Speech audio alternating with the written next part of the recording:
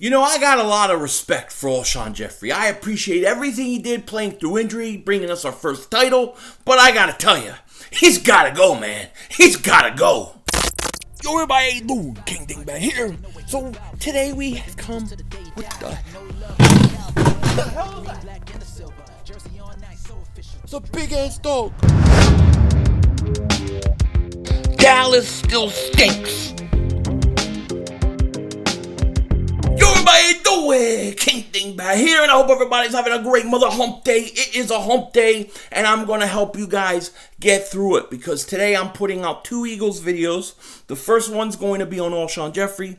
The second one is going to be on a trade target with a trade proposal I believe the Eagles should make if they're smart. Now, before we start this video, we got to check in with my man LB to see who he's putting on our draft board today. Hey, yo, LB, who you got? Now, we know about what happened to Nigel Bradham. Now, I believe that the linebacking position has gotten just as important as the wide receiver position in this year's upcoming draft. Zach Bond, Wisconsin, 12.5 sacks from the linebacker position.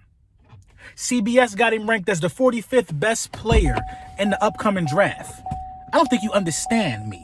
12 sacks from the linebacking position. I encourage you to look this guy up. Tackling machine. Reminds me of you know, his activity and the way he hits and the way he tackles just reminds me. I'm not going to say Luke Kuechly. I can't give nobody that right now, but this dude is good. This dude is good. I think he's the best linebacker in the draft. CBS got him at the 45th best player in the draft. They got like 4 or 5 linebackers over him. I think that this guy right here got what it takes to make a direct and immediate impact on the Philadelphia Eagles. Zach Bond, Wisconsin. That's who I'm adding to this draft board. Let's get it. Back to you, Five. Thank you, my man LB, and everybody be sure to hit the link in the description. Go sub my man up.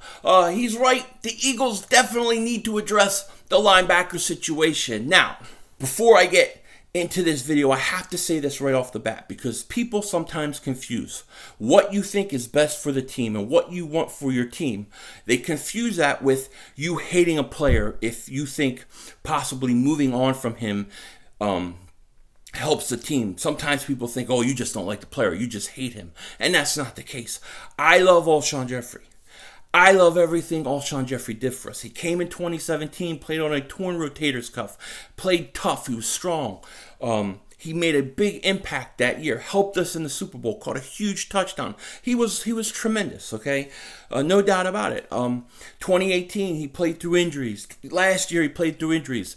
I like Alshon Jeffery. I have nothing but respect for him, but when I look at the Philadelphia Eagles going, into the future and look at what we need to become, I don't think Alshon Jeffery fits on this team.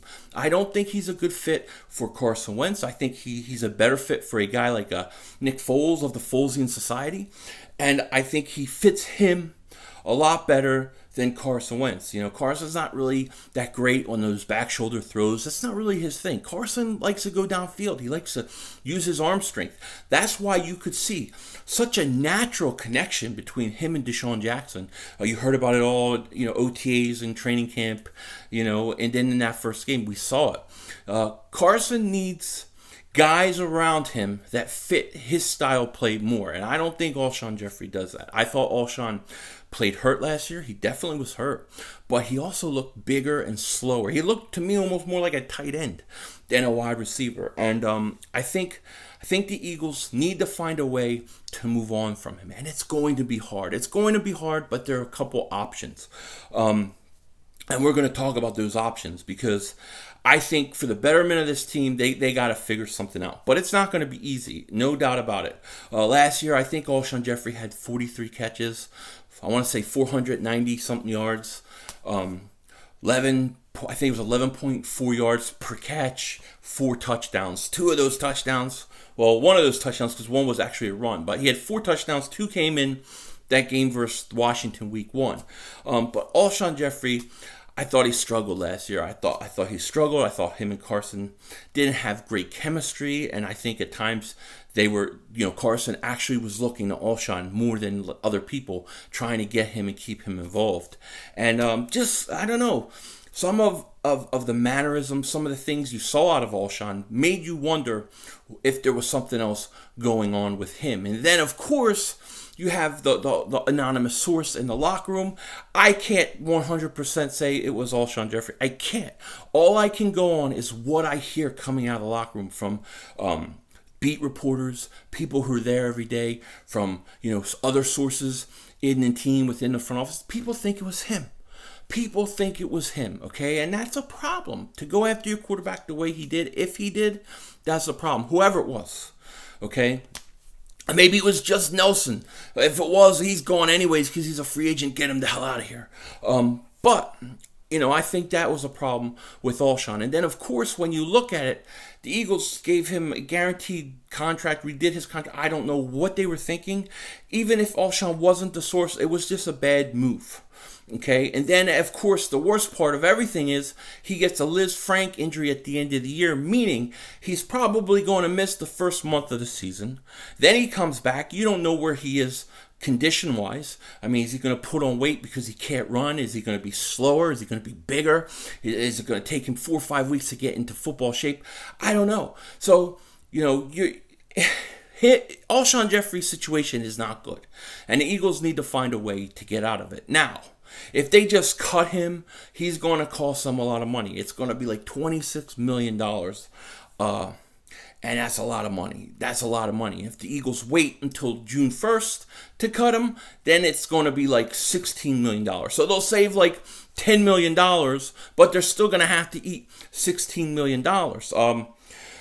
Because the collective bargaining agreement is running out, there's really not any post-June relief you can get. Usually, when you do these contracts, if you wait for some of these contracts till after June 1st and cut somebody, in previous years, you could actually take that contract and basically, spread it over so many years so it doesn't hurt you too bad and make cuts. But because the CBA is up, they're not doing that. So hopefully, the best case for the Eagles would be for the CBA to get done.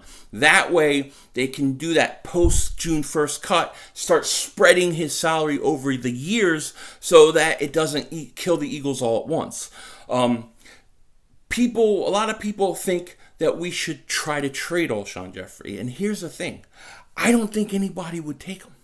I don't think anybody's going to give you a 3rd round pick, a 4th round pick, a 5th round pick, maybe a 6th round pick.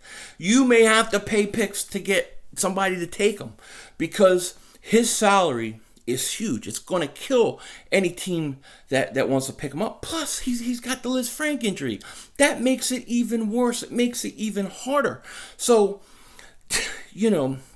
there's really not a lot of good options for the Eagles. Now, if it's me, and I'm the Eagles, and the only option I can take, only option I have on the table is to cut him after June 1st and eat $16 million, I'll do it.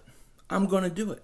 Because I think if he was the anonymous source, okay, if, he doesn't have the greatest attitude, he doesn't really like Carson Wentz that much, if those things are all true, and I don't think he's a good fit for this team.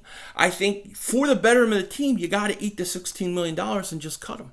You have to just cut him, and that's what I think the Eagles may do. Now, he's taken like all his Eagles stuff off of his Twitter and Instagram, so there's none of that there. It's all gone. And that tells me maybe the Eagles have already told him. Now, there is one other way. There is one other way that I want to talk to you guys about real quick. Now, this way is something that the Eagles may have a hard time proving. I don't know. But if they really believe that Alshon Jeffery was the anonymous source, there's a clause in his contract. It's called the default clause. And this default clause basically says that, you can't get in trouble with the law. You can't do all these things. But you can't bash the team. You can't bash teammates. You can't do those things that are detrimental to the team. And this is in his contract. And if the Eagles know 100% that Alshon Jeffery is, in fact, the anonymous source, they could pull that default clause on him and get out of this contract. And this would be huge for the Eagles. Now, he could fight it. He could do a lot of things, and it could get tied up, with the union and all that crap, whatever they go through.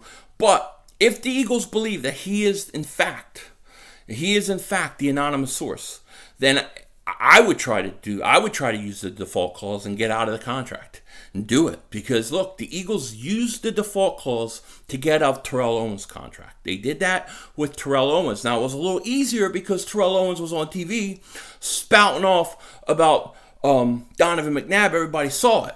But if they know Alshon Jeffery is the anonymous source, then I'm going to tell you this. I know that front office knows who it was. They already know if it was him or not. Even Carson Wentz knows if it was him or not. They know. They know who the anonymous source is. The question is if it was him, will the Eagles use the default clause? I think they will. Because it's a lot better than eating $26 million, eating $16 million, trying to put him on the IR all next year. I mean, if he's in fact the source, I think we're going to find out. Because I think if he is, the Eagles are going to go ahead and try to use the default clause to get out of it. Maybe they told him they're doing it, then he pulled all his Eagle stuff off of Twitter and whatnot, and we're just waiting. So, who knows? But I think that if he really was the anonymous source, then I think you're going to see the Eagles try to use this clause to get out of it. And if I was the Eagles, I would too. If it's in his contract that he can't be trashing teammates and things like that, then yeah, I would try to get out of his contract. I would try to get out of that contract with that default clause. But the question is can they prove it? Because of course he's going to fight it. Now, Alshon Jeffery will get picked up by another team. He'll make money and all those kind of things. Maybe they can make a settlement and get out of it. But the Eagles, $26 million, dead money, cap hit on him. It's too much. You got to find a way to get out of it. And then you got to add receivers that actually fit your quarterback, that actually fit. You got to get guys who are fast, who can stretch the field, and who will be perfect fits for Carson Wentz and the way he plays. You know, I want guys that know when Carson's scrambling, because Carson does hold the ball too long. It's true.